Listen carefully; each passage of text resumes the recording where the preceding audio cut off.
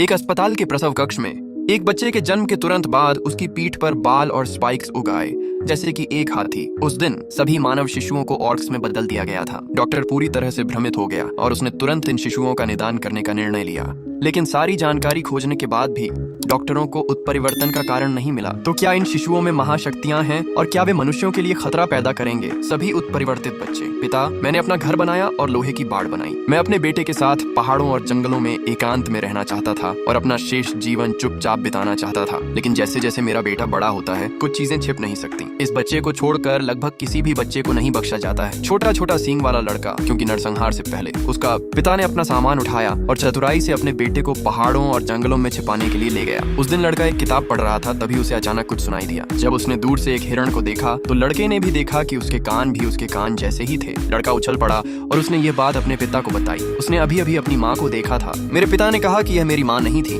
लेकिन उनके इस जंगल में आने से पहले मानव जगत में एक बड़ी घटना घटी जिससे संक्रमित व्यक्ति के पैर कांपने लगे और वे जल्द ही बीमारी से मर जाएंगे। हिरण लड़के ने कहा, तो फिर मैं बाहर जाकर अपनी माँ को ढूंढूंगा। पिता स्तब्ध रह गए। उनके पास अपने बेटे को बाहरी दुनिया के बारे में बताने के अलावा कोई विकल्प नहीं था। ये वही निकला, संक्रामक रोग ने शीघ्र ही मानव समाज को परास्त कर दिया। हर जगह जलन, हत्या, लूटपाट और अराजकता फैल गई थी। बाहर सभी बुरे लोग थे। पिता ने बाहर आते ही यह बात कही। लड़के ने निराशा में अपना सिर नीचे कर लिया और लड़के की अभिव्यक्ति को देखा। पिता को यकीन था कि उसका अनुनय प्रभावी था, लेकिन उस दिन उसने बाड़ के बाहर एक अजनबी को खड़ा पाया और पिता ने उसे बाहर निकलने के लिए कहा, लेकिन अजनबी ने जाने से इनकार कर दिया। जैसे ही दोनों गतिरोध में थे, पास की घास में छिपा लड़का अचानक आगे बढ़ गया। ये मंशा बेशक बाहरी लोगों को दिख रही है। उन्होंने निशानी के तौर पर बाड़ के चारों ओर एक गुलाबी रिबन बांधा और ये बात फैलाने के लिए दौड़ पड़े। पिता को पता था कि कुछ गड़बड़ है, इसलिए उन्होंने लड़के को गुप्त तहखाने में छिपने दिया और फिर अकेले ही घुसपैठिए का सामना किया। इस तरह लड़का काफी देर तक इंतजार करता रहा और आखिरकार अपने पिता के आने का इंतजार करता रहा, लेकिन वह बहुत कमजोर लग रहा था। लड़के ने अपने पिता को बिस्तर पर लिटा दिया, उनके लिए कुछ खाना लाया और फिर उनके पास रुक गया। अगले दिन जब वह उठा तो लड़के ने देखा कि उसके पिता को अभी भी खुजली हो रही थी। पिता ने लड़के से नाश्ता बनाने के लिए कुछ मांगा। खाना, लड़का मान गया। उसने जल्दी से कुछ खाना लिया और लौट आया। जब वह घर पहुंचा तो उसने पाया कि उसके पिता अब हिलडुल नहीं सकते। लड़का चुपचाप देखता रहा। वह काफी लंबे समय से अपने पिता के साथ है और वह अब भी अपने पिता की बातें सुनता है और बाहर नहीं जाता है। क्या वह भाग जाएगा? अगले दिनों में लड़का और अधिक स्वतंत्र हो गया। अकेले खड़े रहें, लकड़ी काटें, पानी के पाइप ठीक करें और हर चीज में आत्मनिर्भर बने। पैर, लेकिन कभी कभी कुछ शाखाएं ऐसी होती थीं जिन्हें बाहर नहीं निकाला जा सकता था, जिससे वह बहुत नाराज हो जाता था। लड़का तेल का दीपक उठाता था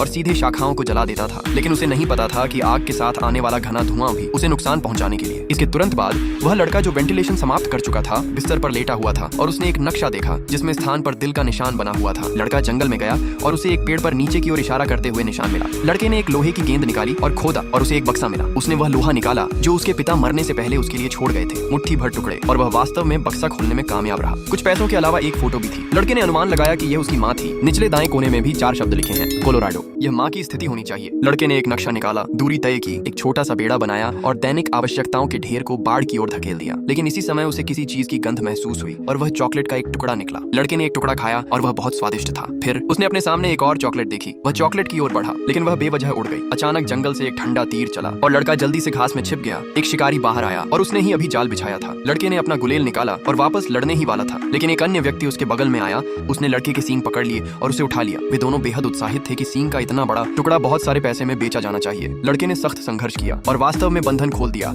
और यहाँ तक कि दूसरे पक्ष को सींगों से खरोंच दिया। उस आदमी को गुस्सा आ गया और उसने लड़के को मारने के लिए अपनी बंदूक उठा ली, लेकिन आखिरी समय में किसी ने पहले शिकारी को गोली मार दी। साथ ही थोड़ा घबरा गया। पास में कौन था? इससे पहले कि वह किसी को देखता, उसे ठंडा तीर लग गया। लड़का इतना डरा हुआ था कि वह पीछे हट रहा था। अप्रत्याशित रूप से वह अपने पीछे एक अन्य व्यक्ति से टकरा गया। जब उसने ऊपर देखा तो उसे 2 मीटर लंबा एक बड़ा आदमी दिखाई दिया जो अंधेरे में लड़के की रक्षा कर रहा था। बड़े आदमी ने अपनी बंदूक उठाई और तहखाने में छिप गया। लड़का सांस लेने की हिम्मत न करते हुए बाहर देखता रहा। निश्चित रूप से बड़े आदमी ने इस जगह की खोज की। वह अंदर चला गया, लड़के के छोटे जालों को पूरी तरह से नजरअंदाज कर दिया और उसे सीधे तहखाने से पकड़ लिया। अजीब बात यह है कि हालांकि बड़ा आदमी भयंकर दिखता है, लेकिन उसका लड़के को नुकसान पहुंचाने का कोई इरादा नहीं है। सटीक निशानेबाजी, बचे हुए शिकारी को मार गिराना। वह 2 लोगों के बीच लड़ाई कर रहा था। अंतराल के दौरान लड़का जल्दी से अपने घर वापस भाग गया, दरवाजा बंद कर लिया और बजरी खाने के बाद एक स्विच गिर गया और एक डमी बाहर रख दी गई। पुलिस लड़के ने टूटे हुए पानी के पाइप की मरम्मत की और बाड़ पर एक जोड़ी चश्मा लटका दिया। अंत में मुझे उन्हें मटर से दूर रखना चाहिए। बिग मैन ने लड़के को जंगल में रहने के लिए कहा। बाहर के इंसान उन्हें देखकर सभी ऑर्क्स को मार देंगे, लेकिन लड़के की हमेशा से बाहरी दुनिया में जाने की इच्छा थी। अपनी माँ माँ को ढूंढने के लिए जिससे वह कभी नहीं मिला था। बड़े आदमी के बारे में सोचना, क्योंकि उसने खुद को चोट नहीं पहुंचाई थी और वह पीटने में इतना सक्षम था, लड़के ने बस बड़े आदमी का पीछा करने और उससे अपनी रक्षा करने की भीख मांगने का फैसला किया। हालांकि बड़े आदमी ने सतह पर इनकार कर दिया, लेकिन उसने लड़के को भगाने के लिए हिंसा का इस्तेमाल नहीं किया। उसने केवल कभी कभी जानबूझकर बोतलें और डिब्बे फेंके और लड़के को उन्हें उठाने का आदेश दिया, इस उम्मीद में कि लड़के के लिए चीजें मुश्किल हो जाएंगी और उसे छोड़ने के लिए मजबूर होना पड़ेगा। उन्हें रात में आराम करने की जगह मिल गई। अप्रत्याशित रूप से जब वे अगले दिन उठे तो कुछ बुरा हुआ। उन्होंने लड़के से पूछा कि उनका सामान कहाँ चला गया। लड़के ने सच्चाई से उत्तर दिया, इसे बनाने की कोशिश कर रहा हूँ। सकल पागल हो रहा है, वह इन चीजों के बिना इस जंगल से बाहर नहीं निकल सकता। लेकिन लड़का बहुत शांत था। उसने दूर की ओर इशारा किया और कहा कि उसे वहाँ खाने की गंध आ रही है। उसने देखा कि यह एक घर था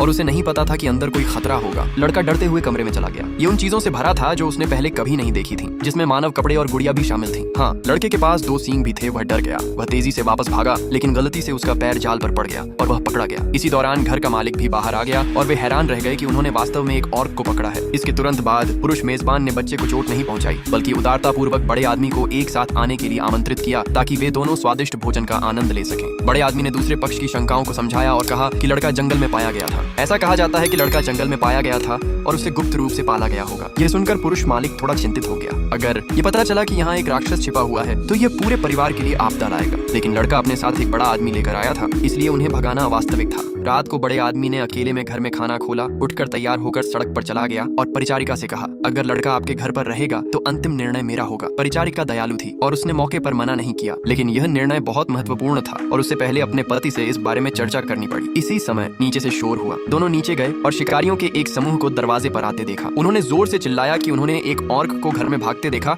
और उन्हें पता नहीं कैसे सौंप दिया हिंसा का प्रयोग करने के लिए। पुरुष मालिक ने उनकी बात नहीं मानी। इसके बजाय उसने लड़के को अपने पास छिपने के लिए इशारा किया, लेकिन इस समय लड़का इतना डरा हुआ था कि वह एक गेंद में सिमट गया। भागना तो दूर की बात है। आखिरकार शिकारियों का धैर्य टूट गया और वे अंदर भागने ही वाले थे, लेकिन किसी ने उन पर हमला कर दिया। यह बड़ा आदमी शायद युद्ध के वज्र देवता की तरह है। यह शिकारी थे जिन्होंने प्रत्येक चींटी को जमीन पर गिरा दिया। यह पता चला कि वह बड़ा आदमी लड़ रहा था शक्ति इतनी विस्फोटक थी। इस समय एक मछली जाल से फिसल गई। घर में प्रवेश करने के बाद लड़का जल्दी से छिप गया और फिर शिकारी को गुलेल से मारने के लिए घर के अंधेरे दृश्य का उपयोग किया। शिकारी ने अपनी बंदूक उठाई और धीरे धीरे कमरे की तलाशी ली। अप्रत्याशित रूप से लड़का दहाड़ता हुआ शिकारी की ओर दौड़ा और फिर अपने पैर दिखाओ और जोर से मारो। जांघ को देखते हुए यह दर्दनाक था और वह चिल्लाया, मैंने इस आदमी को कम आंका। और अब लड़के ने भी अपनी स्थिति उजागर कर दी। शिकारी ने गुस्से में अपनी बंदूक उठाई, लेकिन फिर उसने एक दृश्य देखा जिसने लड़के के पीछे वास्तव में एक हिरण को देखा। ऐसा प्रतीत हुआ मानो वह लड़के की रक्षा कर रहा हो। इससे एक भयानक आभा निकल रही थी और वह स्तब्ध था। क्या यह एक महाशक्ति है? ट्रांस क्षण में बड़ा आदमी चुपचाप उसके पीछे आया